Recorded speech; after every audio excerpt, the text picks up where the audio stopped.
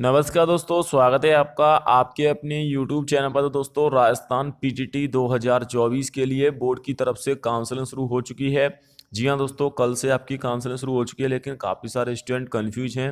मेरे को कल जो मैंने आपको वीडियो अपलोड की थी उसमें काफ़ी सारे स्टूडेंट का कमेंट आए कि सर हमारे इतने नंबर आ रहे हैं कि हमको काउंसलिंग करानी चाहिए।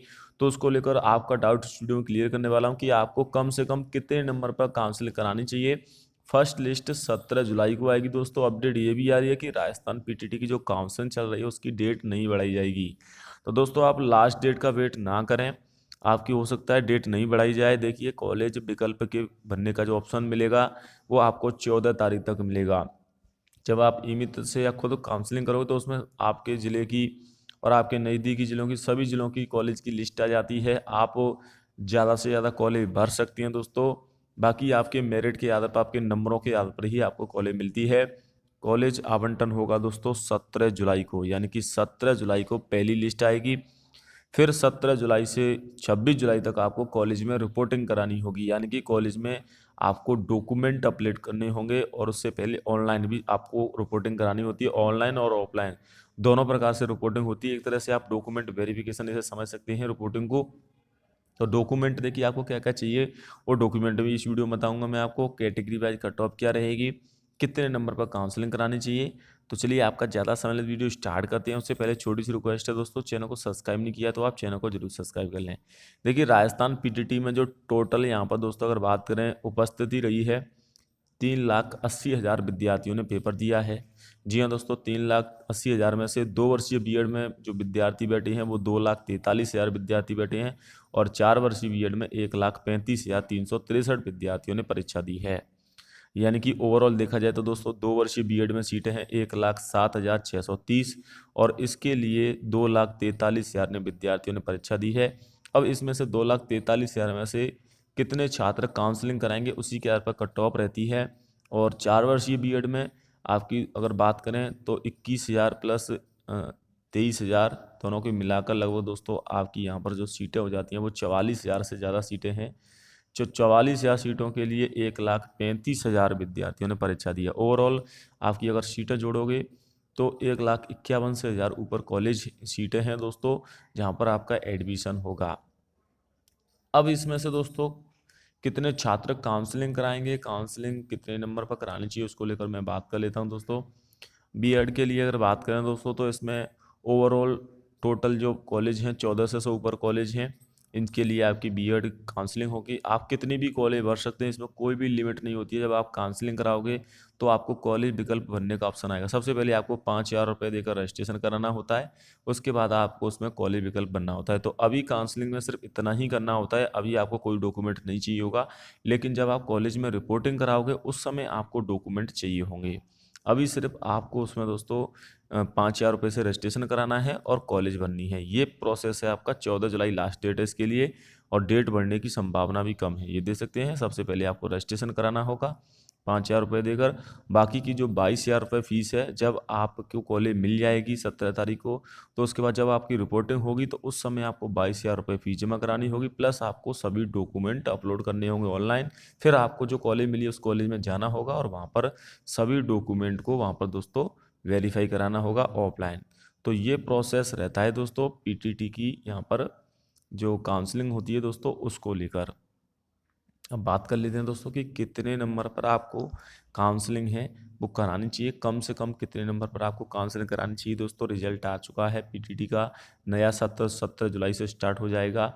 अब जो पीटीटी के विद्यार्थी हैं, सबसे पहले मैं बात कर लेता हूँ यहाँ पर दोस्तों 4 वर्षीय बीएड के लिए।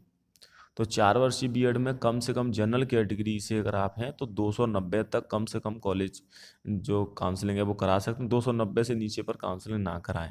जनरल कैटेगरी में कम से कम बता रहा हूँ दोस्तों, अधिकतम यहाँ पर अलग हो सकती है। ओबीसी की बात करें तो ओबीसी में कम से कम आप 270 तक काउंसलिंग करा सकते हैं। जी हाँ दोस्तों, 270 तक काउंसलिंग करा सकते हैं, इससे कम पर काउंसलिंग ना कराएं। अगर लड़की हैं तो आप 265 या 260 पर करा सकते हैं।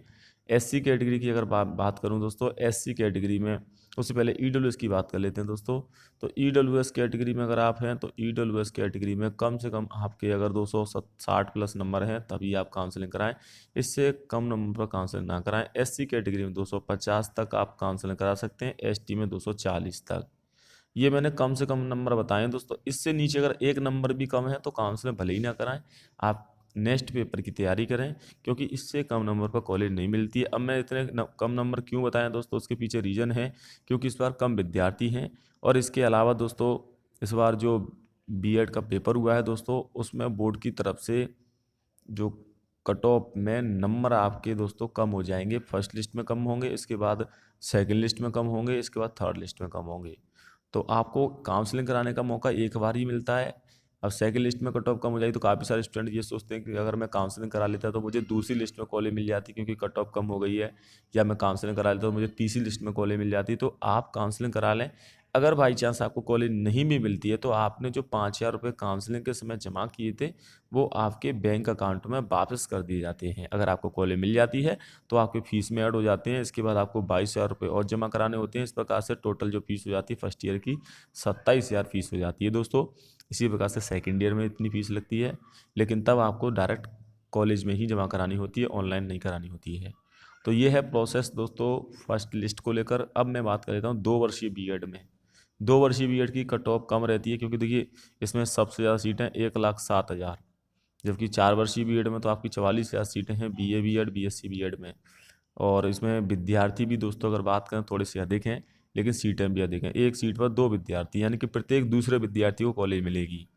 अगर 2 वर्षीय बीएड की बात करें दोस्तों, जनरल कैटेगरी से अगर आप हैं तो जनरल कैटेगरी में आपको कितने नंबर को काउंसलिंग करानी चाहिए।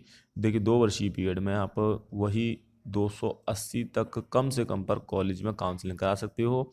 ओबीसी की बात करें 270 तक करा सकते हो। एससी कैटेगरी में आप लगभग 255 प्लस पर काउंसलिंग करा सकते हो। एसटी कैटेगरी में 230 तक आप काउंसलिंग करा सकते हो। कैटेगरी वाइज मैं आपको बता रहा हूँ दोस्तों, अगर आप ईडब्ल्यूएस एमबीसी से हैं तो आप 260 तक काउंसलिंग करा सकते हो। इससे कम नंबर पर आप काउंसलिंग भले ही ना कराएं, बाकी आपकी मर्जी है। मैंने आपको जो पिछले आंकड़े रहे हैं उसकी आधार पर बताई है, हालांकि पिछले आंकड़ों से कम ही नंबर बताए हैं क्योंकि इस बार बीएड में फॉर्म कम भरे गए थे और मात्र 3,80,000 ने विद्यार्थियों ने परीक्षा दी है। पिछली साल 5 लाख विद्यार्थी थे। तो आप अंदाज़ा लगा सकते हैं कि इस बार कितने कम विद्यार्थियों ने बीएड की परीक्षा दी है। इस बार बीएसटीसी की परीक्षा अधिक विद्यार्थियों ने दी है। तो अभी बीएसटीसी का तो रिजल्ट आएगा, उसकी भी मैं आपको अपडेट चैनल पर मिलती रहती है। तो अगर आप बीएसटीसी के छात्र हैं तब भी चैनल को सब्सक्राइब कर लें।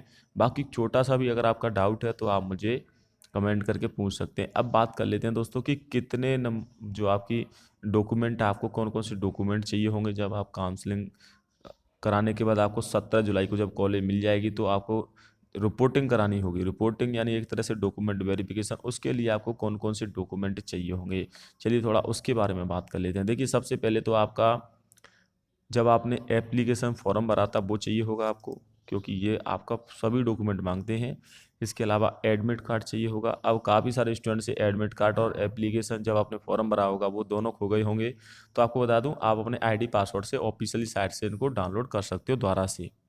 फिर आपको रिजल्ट चाहिए होगा कि आपका जो रिजल्ट कार्ड है वो चाहिए होगा।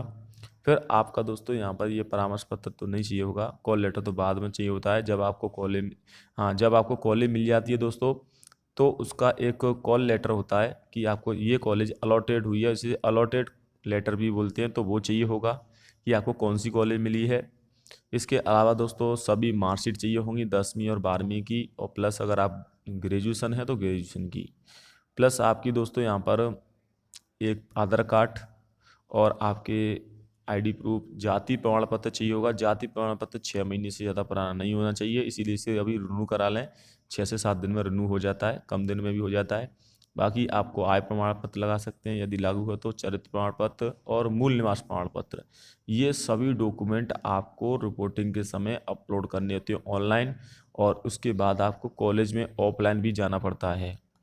इस प्रकार से आप काउंसलिंग की बाद रिपोर्टिंग कराते हो दोस्तों। पहली लिस्ट आएगी 17 जुलाई को। अगर डेट नहीं बढ़ती है तो डेट बढ़ जाएगी, तो आपकी जो पहली लिस्ट की डेट भी बढ़ जाएगी। हालांकि डेट बढ़ने को लेकर बोर्ड की तरफ से कहा गया है कि डेट नहीं बढ़ाएंगे, लेकिन आपको बता दूं दोस्तों डेट बढ़ सकती है, क्योंकि काफ़ी सारी कॉलेज का फाइनल ईयर के रिजल्ट नहीं आए हैं, इसीलिए डेट बढ़ने की संभावना है। तो दोस्तों डॉक्यूमेंट आप मैंने आपको बता दिए कौन कौन से डॉक्यूमेंट चाहिए, कितनी कॉलेज भरनी है। आप कितनी भी कॉलेज भर सकते हो, कोई लिमिट नहीं है। सबसे पहले अपने ज़िले की कॉलेज भरें।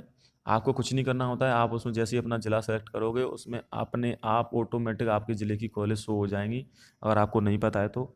उसके बाद आप कॉलेज भर देना, इसके बाद अपने नज़दीकी ज़िलों की कॉलेज भर देना, और सबसे पहले आप अपनी मनपसंद कॉलेज बनना जो आपके घर के नज़दीक है। अगर आपको नहीं पता है कि कौन सी कॉलेज नज़दीक है तो चैनल पर वीडियो डाल दी है, या फिर आप गूगल करके भी पता कर सकते हैं कि मेरे ज़िले में कौन कौन सी कॉलेज हैं और कहाँ कहाँ पर हैं।